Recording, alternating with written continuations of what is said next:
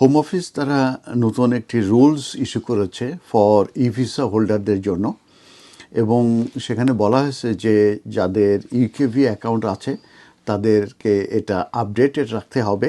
আর কেউ যদি এটা আপডেটেড না রাখে সেক্ষেত্রে কিন্তু তাদের রিস্ক হবে ট্রাভেল ইস্যুর ক্ষেত্রে। সেক্ষেত্রে তাদের ফাইনও হতে পারে, অথবা তাদের ভিসা ক্যান্সেলেশন হতে পারে।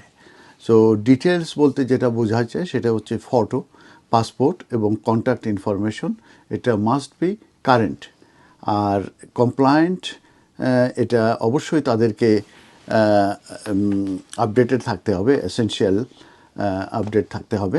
এবং এটা যদি তারা আপডেট থাকে তাহলে কিন্তু স্মুথ ট্রাভেল তারা করতে পারবে এবং immigration status in the UK. তো এই হোম অফিস যে রিসেন্টলি রিলিজ করেছে যে আপডেটেড গাইডেন্স, যেটা আউটলাইন করেছে পটেনশিয়াল স্যাংশন ফর ইন্ডিভিজুয়াল, এবং যারা এই e visa accounts up to date যদি না রাখে, এবং যারা এইটা এই বায়োমেট্রিক রেজুলেশন যারা ব্রিচ করবে, তো নন কমপ্লায়েন্সের ক্ষেত্রে সিগনিফিক্যান্ট ইম্প্যাক্ট করতে পারে তাদের অ্যাবিলিটিতে টু ট্রাভেল, এবং এর ভিতরে ইনক্লুডিং আছে তাদের বোর্ডিং রিফিউজড হতে পারে ফর ফ্লাইটস, এবং এটা due to discrepancies in their immigration record. তার মানে তাদের ই ভিসাতে এগুলো আপডেট থাকতে হবে, তা নাহলে যদি ডিসক্রিপেন্সি হয়ে থাকে সেই ক্ষেত্রে কিন্তু তাদের ট্রাভেলে কিন্তু প্রবলেম হবে। এই ডিসরাপশন অ্যাভয়েড করার জন্য তাদের যেটা করানো হচ্ছে সেটা হচ্ছে ই ভিসা হোল্ডাররা রেগুলারলি তাদের ইউকেভি যে অ্যাকাউন্ট আছে এটা লগ ইন করবে, এবং স্পেশালি তারা যখন কোনো ট্রাভেলে যাবে তখনই, এবং সেই ক্ষেত্রে তাদেরকে কনফার্ম করতে হবে যে তাদের অল পার্সোনাল যে ডিটেলস আছে এগুলো অ্যাকুরেট আছে এবং কারেন্ট আছে। এটা কিন্তু তাদের রেসপন্সিবিলিটি, এই ই ভিসা হোল্ডারদের, যে ইনশিওর করতে হবে যে তাদের যে অ্যাকুরেট অ্যাকাউন্ট আছে সেটা রিফ্লেক্ট করবে তাদের যে রেলিভেন্ট চেঞ্জেস যদি হয়ে থাকে সেই চেঞ্জগুলো। এক্সাম্পল হিসাবে যদি আমরা বলে থাকি, ক্রিটিক্যাল ইনফরমেশন যেগুলো মাস্ট বি কেপ্ট আপডেটেড, তার ভিতরে ইনক্লুডিং যেগুলো আছে ফটোগ্রাফ, পার্টিকুলারলি যদি কারো অ্যাপিয়ারেন্স সিগনিফিক্যান্টলি চেঞ্জ হয় সেক্ষেত্রে সার্জারি কারণে হতে পারে, অথবা শেভিং ফেসিয়াল এয়ারের মাধ্যমে হতে পারে। ফটোগ্রাফ আপডেটস থাকতে হবে, আর সেক্ষেত্রে রিকোয়ার্ড হচ্ছে এভরি 10 ইয়ার্স এই পিকচার আপডেটেড করতে হবে। আর আন্ডার 16দের জন্য 5 ইয়ার্স পর পর ফটোগ্রাফ আপডেট করতে হবে, যদি না তারা এজের 70 অর ওভার হয়ে থাকে। আর পাসপোর্টের ডিটেলস তাদেরকে আপডেট করতে হবে। হোম অ্যাড্রেস তাদেরকে আপডেট করতে হবে, কন্ট্যাক্ট ইনফরমেশন আপডেট করতে হবে, ফুল নেম আপডেট করতে হবে, এবং ন্যাশনালিটি।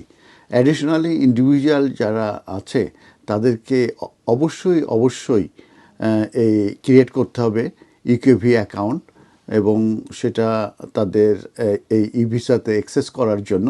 এবং এটা করতে হবে তাদের বিআরপি যদি এক্সপায়ারিং করে সেই ডেটের থেকে 18 মান্থের ভিতরে তাদেরকে অবশ্যই এই ই ভিসা অ্যাকাউন্টটি ওপেন করতে হবে।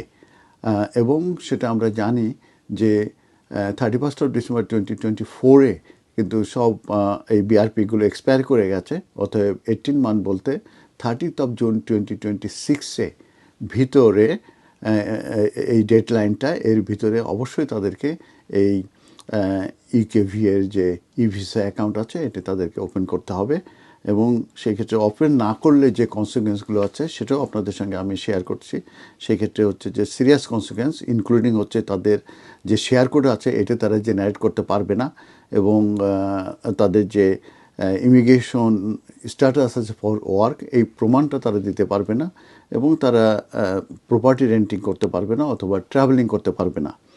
তাদের রিফিউজাল হতে পারে to issue or renew an e visa, আর তাদের উপর ইম্পোজিশন হতে পারে, ইম্পোজ করা যেতে পারে a civil penalty typically ranging from 125 pound to 1000 pound.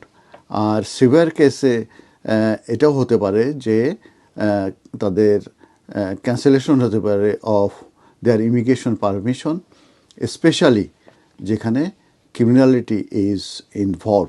তবে এটার কিছু কিছু এক্সাম্পশন আছে, যে যদি এজের 70 অর ওভার হয়ে থাকে সেক্ষেত্রে কিন্তু they are not required to update their facial photograph.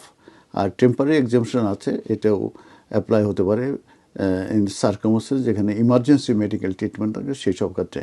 অতএব আপনারা যারা ট্রাভেল করবেন ফ্রিকোয়েন্টলি, ট্রাভেলের আগে আপনারা লগ ইন করবেন আপনাদের ই-ভিসা অ্যাকাউন্ট, ইকিউপি অ্যাকাউন্টে, এবং সেখানে আপনাদের পাসপোর্ট সহ আপনাদের ডিটেলস সহ সমস্ত কিছু আপডেটেড রাখবেন, যাতে করে আপনারা স্মুথলি ট্রাভেল করতে পারেন এবং আবার স্মুথলি আপনারা ইউকেতে চলে আসতে পারেন। তবে আরেকটা জিনিস হচ্ছে, সেটা হচ্ছে যে আপনারা একটা ই-ভিসা অ্যাকাউন্টের আপনার ভিতরে যেয়ে ওখান থেকে আপনারা প্রিন্ট আউট নিয়ে আপনার পাসপোর্ট সহ আপনারা ট্রাভেল করবেন। ধন্যবাদ।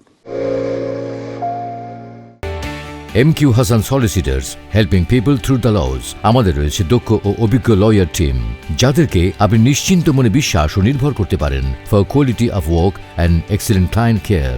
MQ Hassan Solicitors, managed and supervised by renowned and experienced solicitor Mohammad Kamrul Hassan.